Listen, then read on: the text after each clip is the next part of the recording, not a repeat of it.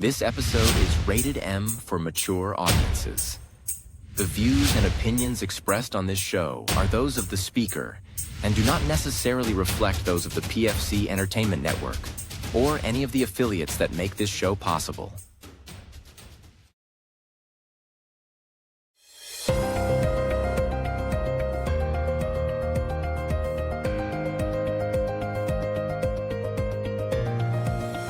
This is the Pure Fury Creations Entertainment Network.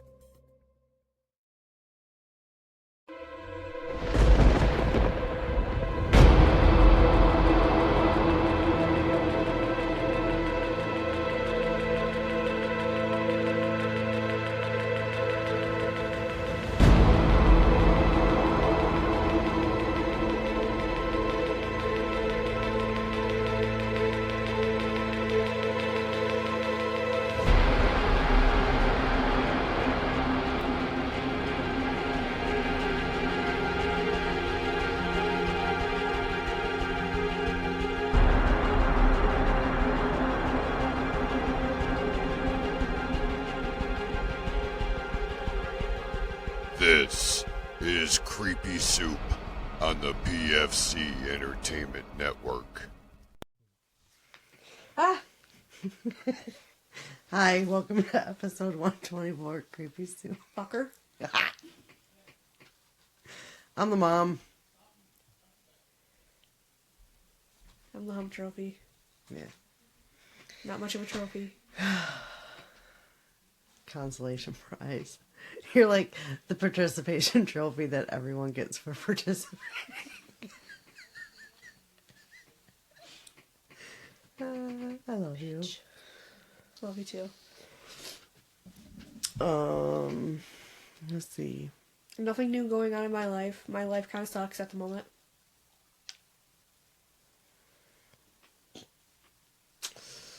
Yeah. Let's see. The last episode, Jason was on. Uh-huh. So, yeah, we've had Halloween. Tell them what the kids' win is. The black-eyed kids. I thought it was perfect. Yeah, we just did the episode, and that one, oh my god, looks so much like Jackson. That was pretty funny. Very.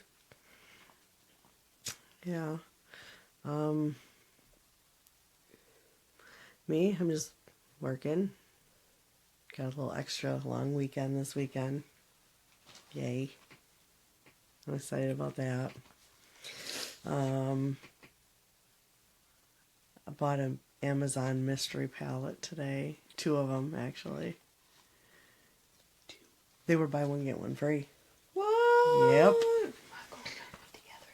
Huh? What? What'd you say? Nothing. Nothing. What'd she say? She said she wants to go in on one together. With who? Probably me. Who else? I don't know. You already went on one. In on one. So off camera is Judy's friend Liz. Hi. They're going out after. We're getting fucked up. So there's a lot of cool things on the palette, like the bed topper and stuff, Yep. which is like nice. I think the first thing I got excited about, because every morning either Dad wakes up and the sheets are off the bed and around his face, or the opposite morning, mine.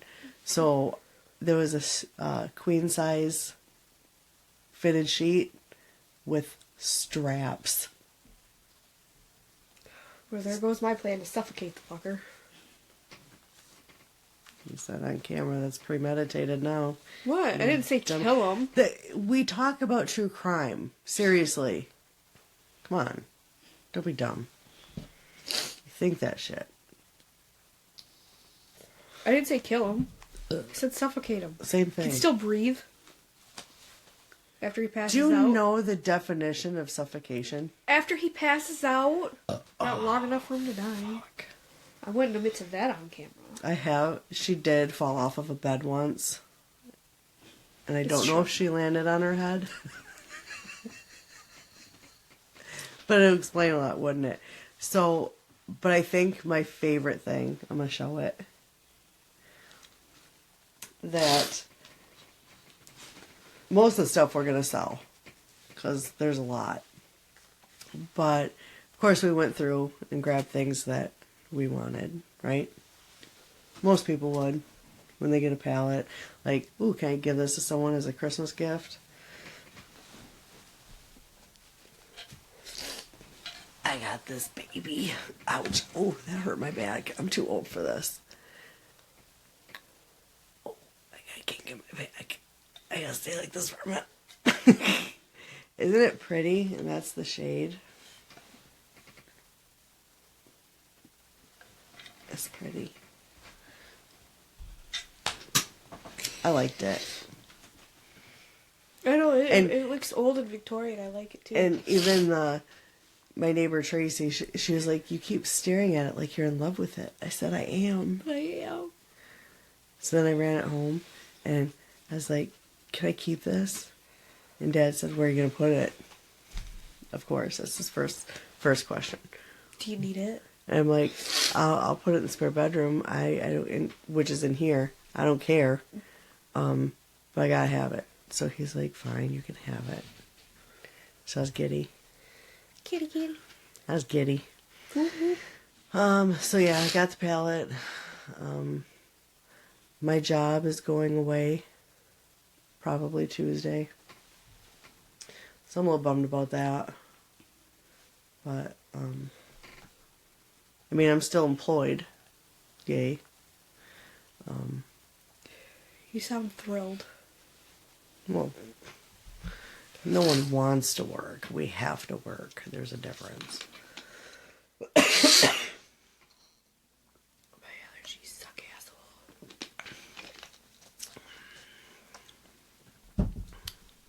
Yep.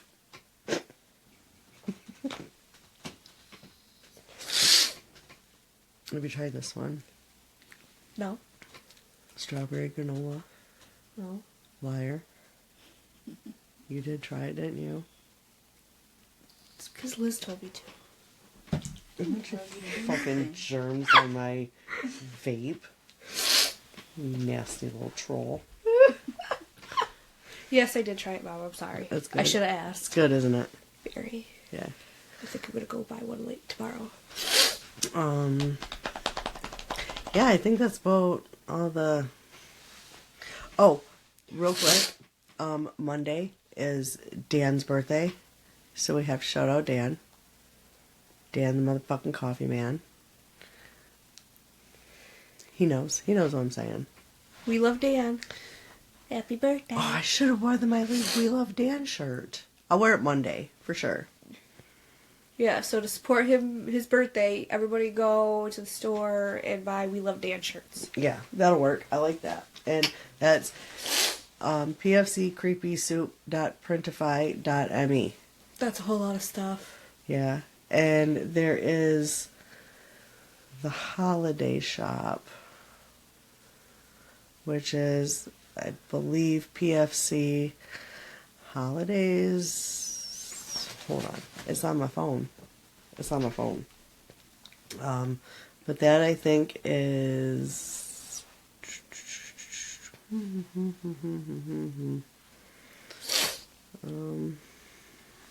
No. pfcholidays.printify.me. And he's got some really cool stuff on there. There's scented candles. I'm just giving you a little rundown. Socks. T-shirts. Pajama bottoms. Christmas coffee mugs. Christmas tree skirts. Christmas stockings. Wrapping paper. And all the different shows.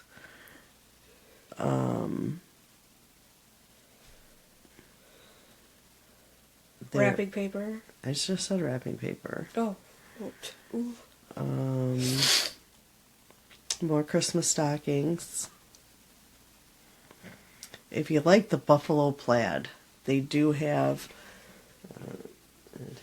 The buffalo plaid tops.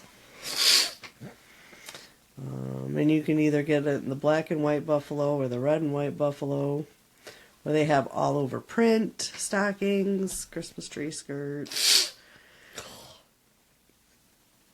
Christmas tree ornaments, pajama sets. How much are the pajama sets? 60. Oh, that's a woman's satin. Satin. That's a lot of money. Tablecloths, hoodies, flannel shirts, and I know he's adding more. I know if you listened last week, Jason discusses that he had like over 200 items, and when he went to set it to go live, there was like 54. Yeah, so he had to redo a bunch of things. So keep watching it, and they'll add more. I'm excited about the candles. Do I need any more candles? No. You could never have enough. But I want, well, some people say I can.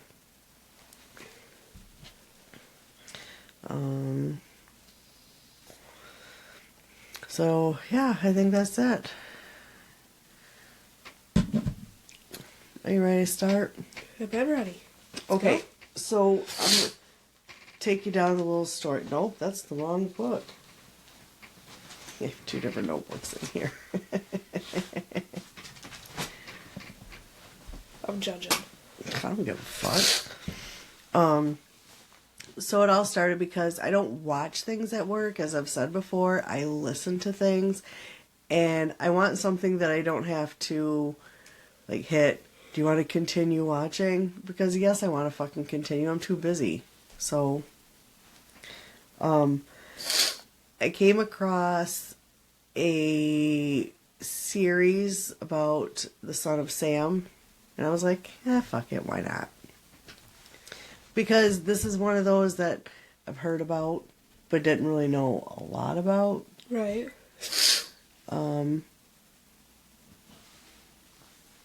So I was like, fuck it. Well, this was actually, and of course, because I don't know a lot about it, this was a side of it I didn't know, that there was an investigative journalist who, when he started, actually was like the editor for IBM. Like their newsletter, newspaper, I don't fucking know. He just did something with IBM. So I'm going to start by telling a little bit about each of the victims. A little bit. Some of them had like long write-ups, and I'm like, no, not doing all not that. doing all that. This information came from wickedhorror.com. So the Christmas Eve in 1975, an unknown Hispanic female. So apparently the killer confessed to stabbing her with a hunting knife in the Bronx. She was never found. A body was never found. So it could be, did she survive and never reported it, or was it made up? Kind of thing. Also on the same night, 15-year-old Michelle Foreman, she survived the attack and kind of stayed out of public eye. So, and that was Christmas Eve of 1975. So now we're going to skip ahead to July 29th of 1976. Donna Loria was 18, and her uncle had just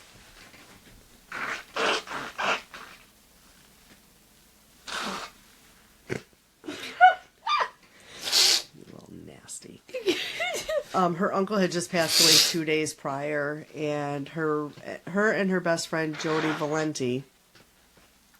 Well, wait. Sorry. I forgot to take my pill at 8 o'clock. Sorry. Okay. So her and her best friend were sitting out in front of Donna's house. Okay. And I believe it was her car, and a guy walked up, didn't say anything, just pointed the gun and shot them both. Donna did not survive, but Judi, who was 19, she survived, and she also stayed out of the public eye until I believe it was 2016 when she did an interview with the New York Post. When? 2016. 2016, okay. Yeah, so like 40 years After? Next, the next victim we have is 20-year-old Carl Denaro. I don't know if I wrote it down right. I don't know. He was a security guard, and they were at a bar. It was like a farewell party for him. He was, the next week, joining the Air Force. So he was having a farewell. And while at this club, bar, whatever it was, he ran into, oh, I know I wrote her name, Rosemary Keenan. Oops. See, as I get to the bottom of the page, my writing gets sloppier. I don't know. And they knew each other from school, and he is actually interviewed in the documentary that I watched, and of course I didn't write the name of that down. He was interviewed, so he obviously survived. And he was shot in the head, and in his interview he talks about how about 4 o'clock in the morning he woke up and detectives are asking him, do you want us to call your parents? He's like, no, as long as I'm home by 7, my mom won't know. And they were like, you're not going anywhere, you were shot in the head. So, yeah. Rosemary, she survived also. She was 18, and it was kind of ironic. Her dad was a New York police department detective. But they both survived, thankfully. And then we have Donna DeMasi. She was 16. She was studying when her best friend, Joanne Lamino, called. And they decided they were going to go out to dinner and a late movie, or movie and a late dinner. I don't remember which. All right, we're staying home.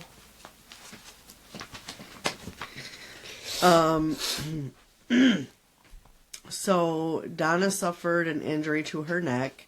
She stayed in the hospital for 3 weeks and was released, so she survived. Joanne also survived, but she was a paraplegic. Next we have Christine Friend. She was 26. She was originally from Austria. She graduated from high school, went to Austria to do something. See, again, these were really long, like, write-ups. I wasn't writing everything. I'm not copying word for word. Right. Who does that? Right. So her and her boyfriend, John Deal, who was 30, and these seem to be like the oldest of the victims, these two right here. They had plans to go see a movie, and he was working as a bartender, and he was kind of like I didn't write this down, but he was like getting ready to be signed to like Wilhelmina, which was a very popular modeling agency in the 70s and 80s. And he had saved enough money that he was going to propose to her on Valentine's Day, which was just 2 weeks later. Christine didn't survive, but John did. That's sad. Yeah. Next we have Virginia Vaskarichian. Sorry if I fucked that up. She was 19. She was described as pretty popular She was a dedicated student, and she worked at if you're gonna work in retail, this is like the dream job, to work at a duty free. You know what a duty free is, don't you? No. Duty frees are in airports, or sometimes they stand alone, and they are at either side of a border. Like there's Canada, there's like one going into Canada and one coming back from Canada. Like, and it's weird. Like, you can't go in. Okay, if you go into the one that's going into Canada, you can't come back into Michigan. It's weird. So, like, if you go in, you have to continue going into Canada. And if you go to the one on the other side, you have to continue into Michigan. You can't go back into Canada. It's very fucking weird. But do you remember when someone used to bring me like cartons of cigarettes? And they were like super cheap. No. And he would also bring them for I'm sorry, I'm stuffy, guys. for Elaine and her boyfriend.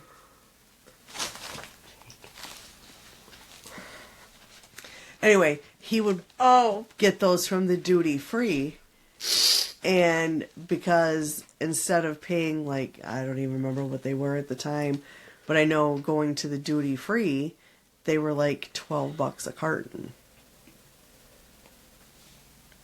And I think duty free means no taxes. There's like no taxes on Why them. can't they just say that? Because, I don't know, duty free sounds better than tax free. No, it don't. As a business name, yes, it does. Okay.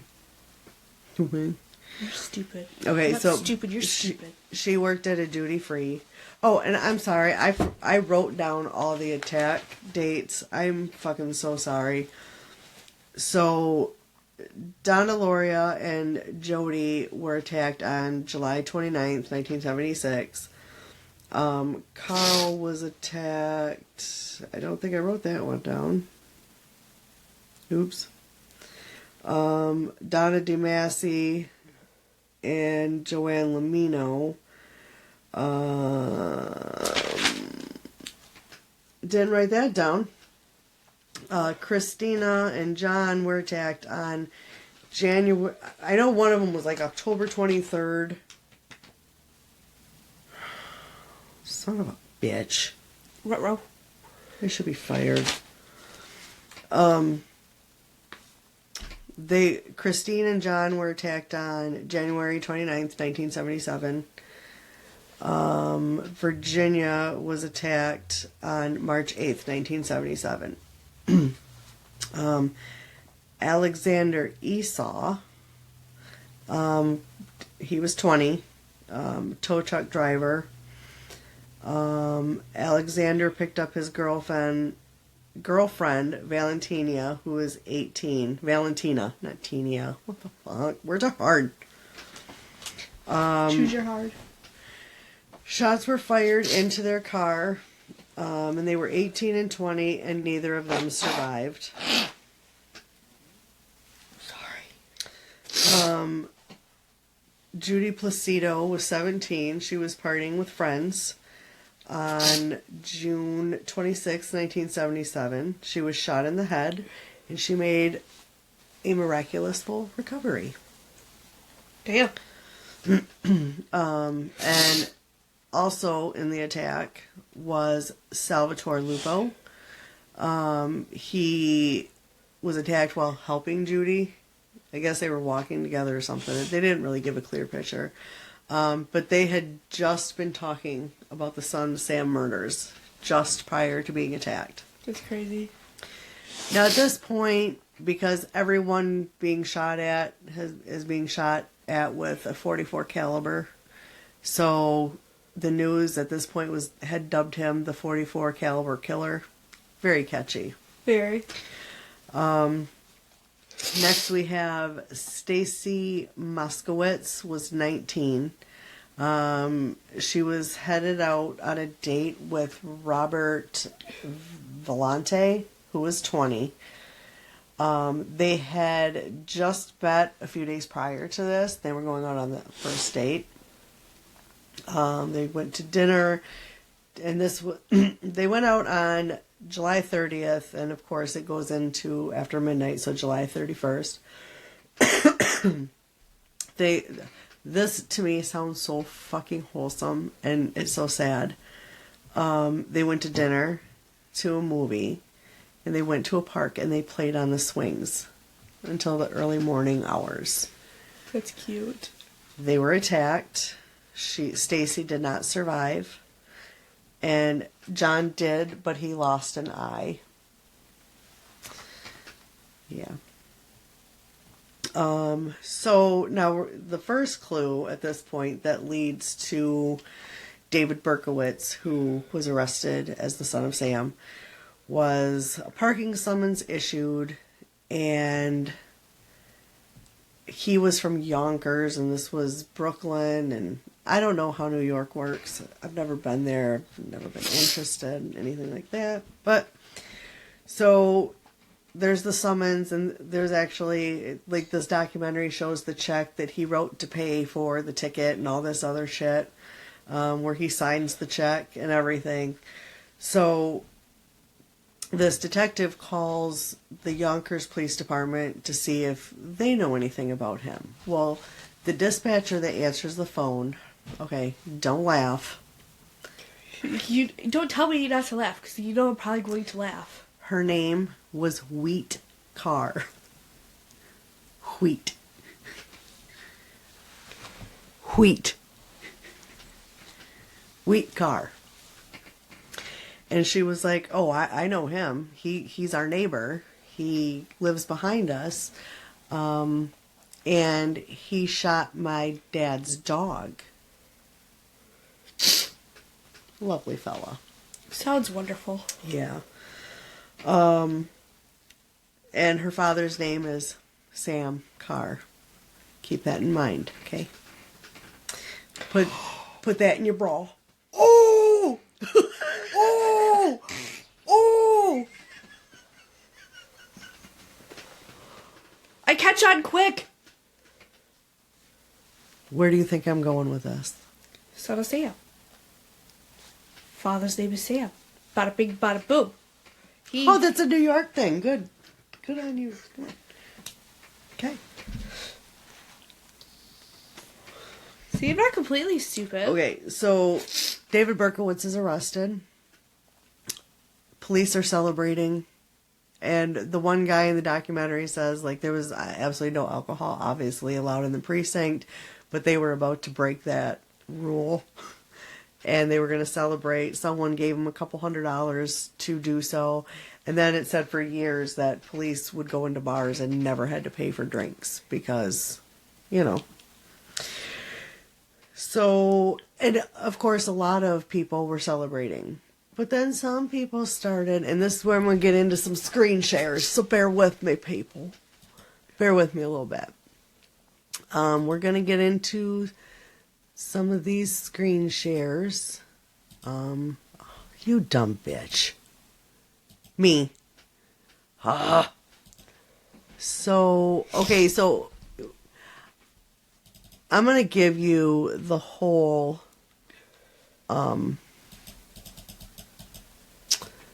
yep, that's the word I'm looking for. The whole, different lineup of sketches, and this is where people were kind of,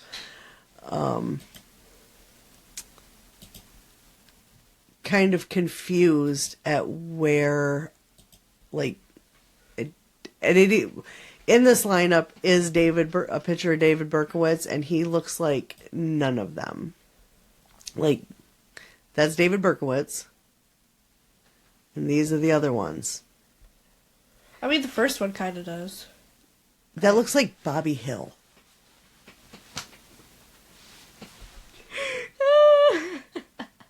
That does not.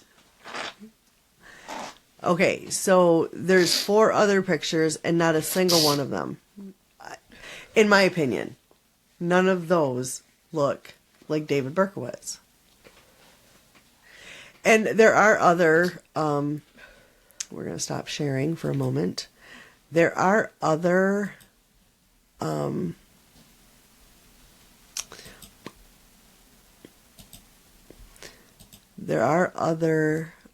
okay, there's this one. Okay, now let me show you a picture of John Carr. Actually, his name is John Wheat Carr. Their parents must have had something with that name because that's not a normal name to give anybody. So that is John Wheat Carr.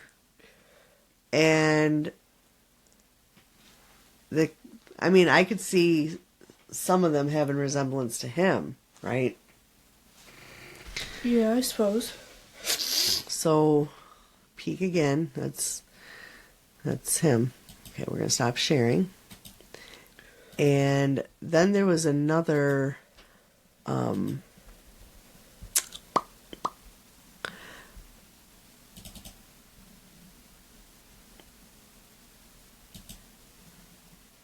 there was another police sketch that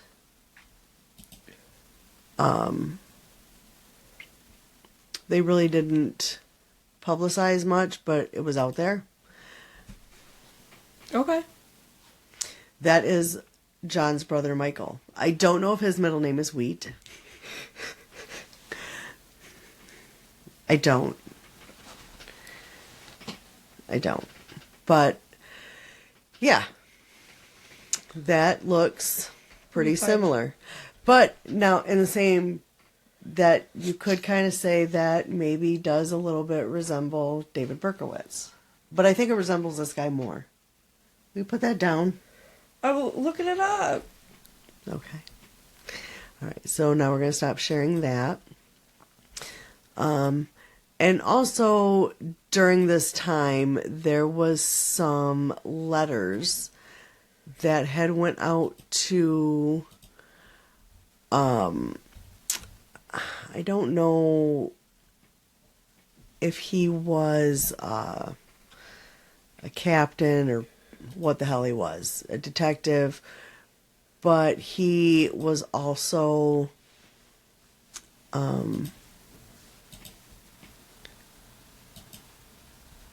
okay, so I'm going to go over this.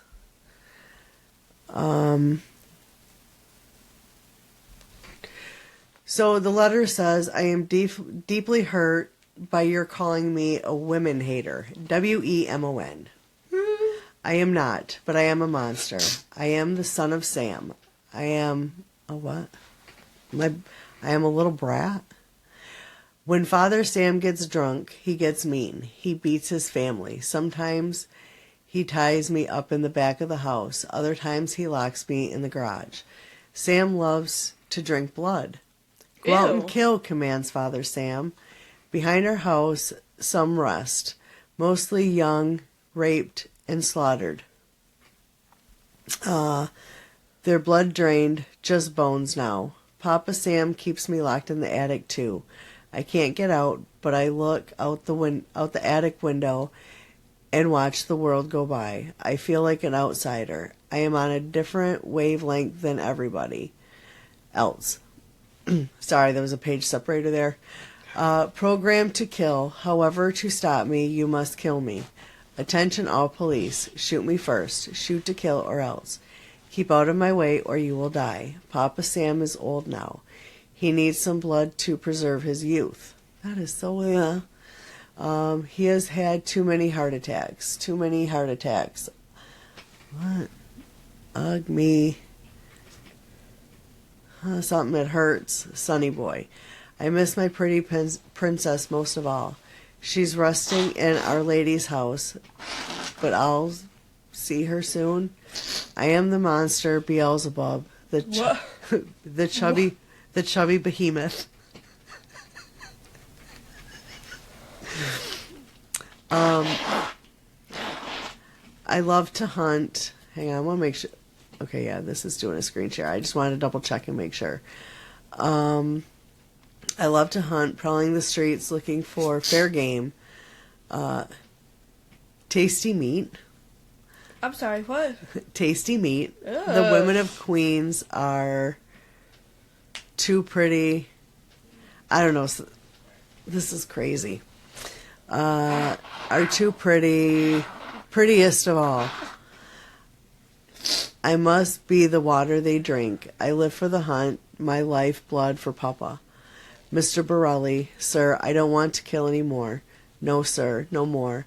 But I must honor thy father. I want to make love to the world. I love people. I don't belong on earth. Return me to yahoos. I know this isn't funny. I know it isn't funny. And I don't mean to laugh. Because I feel like whoever wrote this was deeply disturbed. Obviously. To the people of Queens, I love you, and I want to wish all of you a happy Easter. May God bless you in this life and in the next, and for now. I say goodbye and good night. Police, let me haunt you with these words. I'll be back. I'll be back. To be interpreted as bang, bang, bang, bang. Ugh. Yours in murder, Mr. Monster. And this part of the letter was not published. I'm going to skip that part. You can go back and look. And this is from, I think, Murderpedia. Yeah, murderpedia.com. So what I want you to pay attention to is, here are the names to help you along. Forward them to Inspector for use by NCIC. The Duke of Death, the Wicked King, Wicker, the 22 Disciples of Hell, John Wheaties. No, think about it. Rapist and suffocator of young girls. P.S. JB, please inform all the detectives working the slings, something. I don't know. It's very hard to read. I'm going to stop sharing that right now because I'm going to get to another part. But one of the things that's very important is if you pay attention to the handwriting. So if you're watching this either on Spotify, I don't know if the other platforms have video capabilities like Spotify does now, or on YouTube. It's like pretty basic, sloppy block writing. That's how I would interpret it. So anyway, long story short, this Maury Terry, the journalist, kind of gets a hold of this. And what happens if he wants to interview Sam Carr, because now his name has been thrown into it. So back in the old days, there was no Google. You had to actually look in a phone book, and there was a listing for John Wheat Carr at the same address as Sam Carr, his son. So basically what Maury Terry eventually does is he believes that David Berkowitz,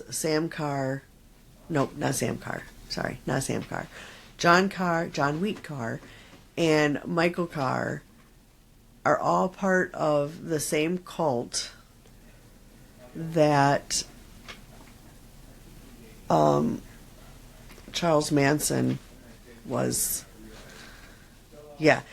And look, while I'm working, I can't take notes. And I tried to remember this stuff the best I could. And they actually do, in the documentary, a very good, like, connecting the dots of how it could be possible. And then there was some other dude that was murdered and all this other stuff. But so shortly after David Berkowitz gets arrested, John Carr, who lives in North Dakota, there's something to do with a distress call, and the police get there and they hear a gunshot, and they get into the house, and John's girlfriend leads them into where he has just offed himself.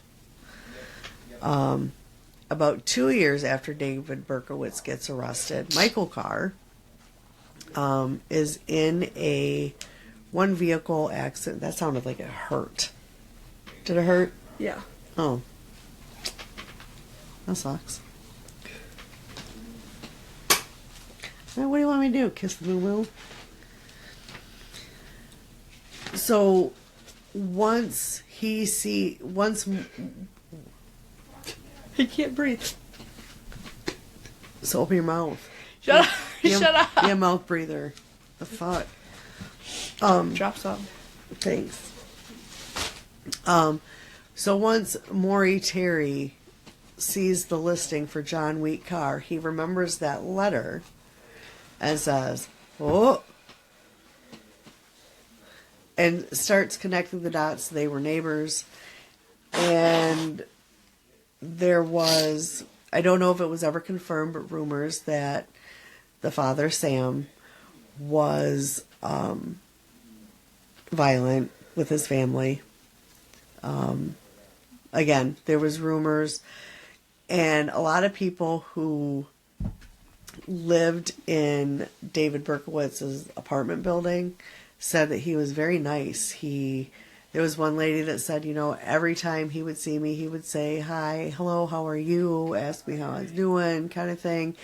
Everybody that, like, at the time they were interviewing on the news said that he was, for all intents and purposes, a nice guy. The only person that had really at that point anything bad to say was Wheat Carr, not to be confused with John Wheat Carr.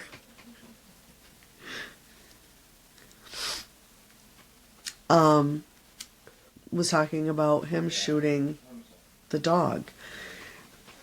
And I wonder if it's the same dog, because he does tell he tells the police, David Berkowitz does, that he took orders from a dog named Sam who belonged to his neighbor Sam Carr. Yeah. Ah. And something about this dog was supposed to be like 6,000 years old or some shit. I don't know. Crazy. But when he gets arrested, they ask him, "Are you David Berkowitz?" He says, "No, I'm the son of Sam," blah, blah, blah. And again, I didn't get to write everything down. I was really hoping for some downtime. I even had my notebook with me all week, hoping we'd have a little bit of a breakdown so that I could get some note taking done. It's very hard to do at work. But there is, in one of the episodes, one of the eyewitnesses, I don't know if it was one of the survivors, because again, I'm listening, so I can't see who exactly it was. He said, like, the person you arrested was not the person I saw. Like, he even says, like, it wasn't him. That's not who I described to police. That's not who I saw. And that was from one of the victims. Yeah. Or maybe it was just an eyewitness. I don't remember. But he does in this documentary, and let me look him up real quick.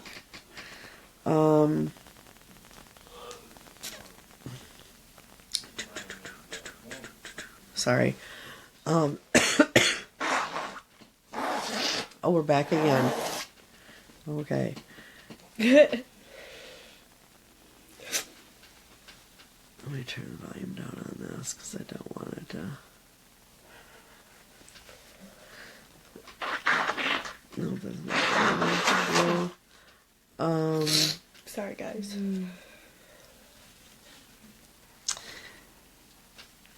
It is called. Oh my god. I know the first episode is called Hello from the Gutters. The Sons of Sam. Something into Darkness. It keeps doing the opposite of what I want it to do. The Sons of Sam, A Descent into Darkness. That makes sense. So basically, Maury Terry, and he wrote a book, and it was one of the things I didn't realize until later into listening to these episodes that he did write a book. It is, if you have a subscription to Audible, it is included in your subscription, so it is a free book. It is called The Ultimate Evil. The Search for the Sons of Sam, and that's by Maury Terry. I have started listening to it. It's so good so far. I'm not that far into it, but it's 30 really, minutes. really, really good. And the book does open with the story of a couple who are from Bismarck, North Dakota, which, if you remember, that's where John Wheat Carr lives. I'm just going to call him John Carr because every time I say that, I want to laugh. So this couple is originally from Bismarck, and at the time they're just boyfriend and girlfriend. He moves out to California to go to Stanford, and he comes back. Him and his girlfriend get married, and then they both move back to Stanford. And the wife is like very, very, very religious. Like very. The first thing she did when she got there to the campus was she searched out a church for her to attend. And I believe it was one on campus. I don't know. That her and her husband had gotten into a little argument. Now, they had only been married 6 weeks, maybe, at this point. And they're both going to the church, and the wife is a little pissed off and says, I need some time alone, let me go. Well, other people in there, just prior, I guess the church locked its doors at midnight. Just prior to the doors being locked, there was witnesses that saw a sandy-haired man go into the church. But no one ever saw the wife come out or this guy come out. Well, it's getting late. The husband's at home, and he was like feeling bad, so he goes to walk to the church. Church is locked up. When the security guard goes in, instead of searching the building like he was supposed to, he didn't. He just yelled out, is anyone in here? No answer. Okay, I'm locking the doors. So the husband eventually calls like security, and someone had reported noises coming from inside the church. Of course, when they went to go check it out, they just walked around. They didn't hear nothing, so no one entered. So finally, someone enters the church, and they find the wife in not great condition. They had like the altar candles, but they had like the longer ones. I don't remember the exact measurements of it, but one was like in between her boobs. And then the longer one was inside of her. Yeah, not a great scene, and I could not imagine being a newlywed. And the last thing that happened was you and your wife got into... It wasn't a horrible argument. It was just like, leave me the fuck alone kind of thing. Like, just let me go do my praying, do my thing, and I'll be home when I get home. And then she's found like that. That's got to be... And I don't know if that's included because that was maybe because that's where John Carr lived. If he knew her from North Dakota and followed her, was he a stalker? I'm not quite sure why that story is included, but it is included. And they do talk about that in the documentary. So I don't know if that... In fact, the documentary is a little more graphic than what it is in the book. But it's one of those things, you start doing your work, you tune out what you're listening to, and then you hear a key word and you go, what? Yeah.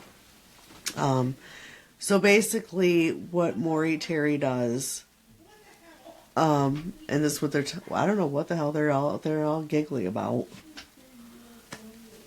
But I imagine if Dad's laughing, it's funny. 'Cause Who the fuck knows? I don't know. So basically, he spent his entire life, the rest of his life, doing everything he could to prove that there were other people. And this is actually one of the things I wanted to do for the screen share, because, and I'm going to show the different writing styles. So this was the letter to the police. I'm miserable. And this letter right here was a letter that was sent to Craig Glassman from David Berkowitz. And it's not a very nice letter. I can't read the actual handwriting, but they do have it. It says, "You have been chosen. You have been chosen to die, Craig. I curse your mother's grave. I curse your mother's grave. I am pissing on her, Craig. Urinating on her head. Your mouth is filled with cum. Your blood is sour. Ugh. You, Craig Glassman, are truly Satan's child. And now he wants you by his side. Come join him in death, little ones. Master Glassman, you are a man with the power of darkness. You are hereby ordered to unleash your terror." It should be unleash, but it says unleash. "Upon the people. Destroy all good and ruin people's lives. Begin immediately. Mighty Craig, where is your weapon? If you don't obey these commands, the commands of your father, then you will be punished. I swear, Glassman, your life will be pure hell. We will kill you. We will murder you. Remember, Craig, that your mother, the harlot, the lesbian whore, wants to love your so make happy, kill some your child. If you don't do as we say, you will surely die a premature death. Your brothers and sisters, Craig Darling." Craig Glassman was the cruelest, sickest man on earth. Cruel Glassman. Mean, terrible, cruel, hateful Craig Glassman. Die, Craig, die. Okay. And this is mentioned in one of the Son of Sam letters about Craig. So, that's lovely. And this is actually a picture of Craig Glassman. I wonder what's in his... Nope, stop it. He is holding the letter that he received from David Berkowitz. Now, as you can see, that handwriting does not match that Son of Sam letter. Obviously. So, we have that. And there was... Oh, do you want to see what David Berkowitz looks like now? Probably not. Well, I'm going to show you. We're going to show folks.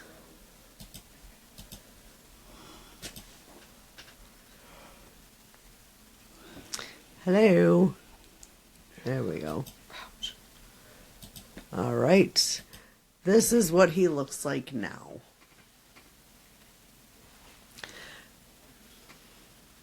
He just looks like someone's silly uncle, I think.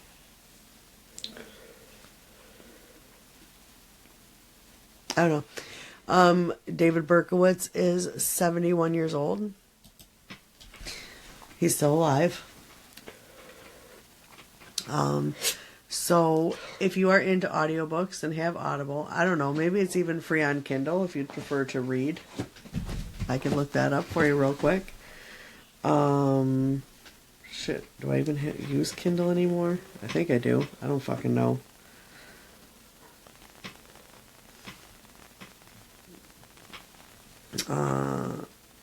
Okay, great.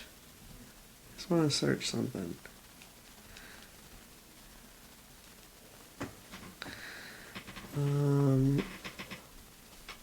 It is on Kindle, but it is $11.99. So Audible, I guess, is your best way to go because it's included. Like I said, I'm still listening. It was a very good book. But Maury Terry, actually his obsession with the case basically cost him his marriage. His ex-wife is interviewed in this documentary.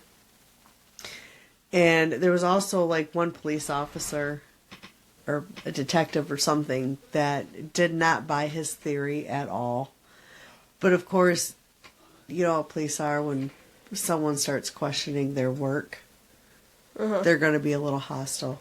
He was on like a call-in show, a radio call-in show, and someone calls in and he recognizes his voice and he was like, "Are you Joe Coffey?" That part was kind of funny. But yeah, it was very interesting. Everything I heard, I truly believe that it does kind of point to I'm not saying David Berkowitz is innocent by any means. He does admit to killing people. And one thing, when one of his first appearances in court, the girl Stacy Maskowitz, the one that died, he did. Oh, and her family was in attendance. And he yells out that Stacy was a whore and he would do it again. Yeah. Wow. Yeah. And if I'm not mistaken, it was either one of the survivors or one of the deceased, their relatives said that they also do not believe that he acted alone. They believe that there was more than one. Obviously. And at one point, Maury Terry interviews David Berkowitz, and he basically, and who knows, he could just be like appeasing this dude, and like to get company, or I don't know, maybe get out of kitchen duty or toilet duty, I don't know. But he basically says, yes, we were part of a cult. So it's a very interesting documentary. I didn't think I was really going to care. And I actually had something else planned for this episode. And once I listened to that, I'm like, no, I want to do this. I personally have never heard of the theory of anybody else being involved in the Son of Sam murders. So it's pretty interesting.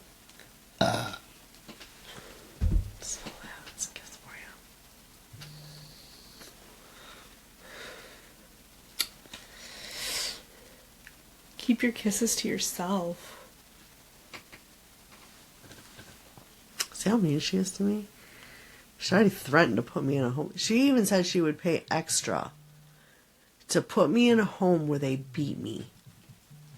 Have you not said that? Shady Pines, Ma. Shady Pines. You've said that. Don't say you haven't. I don't know what you're talking about. I should have swallowed you. Ooh. Pretty sure your husband says the same thing. Why? He's not my real dad. That you should have swallowed. Oh, we all say that. I say it to your face. Oh. I can't. Go to bed.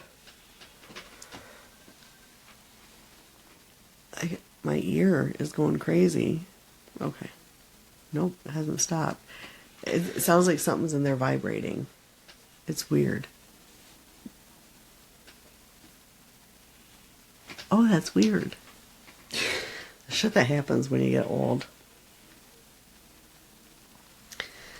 Sounds like there's a little truck motor inside my ear. Oh, Jesus. It does. That's what it sounds like. All right. I guess we're done. I guess. I guess. All right. So, yeah, I think that's it. Now I'm going to ship this off to Jason. Messaged him earlier and I'm waiting for a response because I asked him a question. I want to know what size shirt he wears. He looks like a large. He's pretty tall. Or an extra large, I don't know. I brought him candy the other day. Yeah, I know, you told me. I brought him candy. Because we had talked about it on one episode. So, and I saw it and I'm like, I got some for myself. But I also had to get some for Jason too. Right. So, yeah. All right, I guess on that note, we will see you next week. Unfortunately, this episode's late again. Oops. That's our theme the last few weeks. Yeah. All right. Have a good week.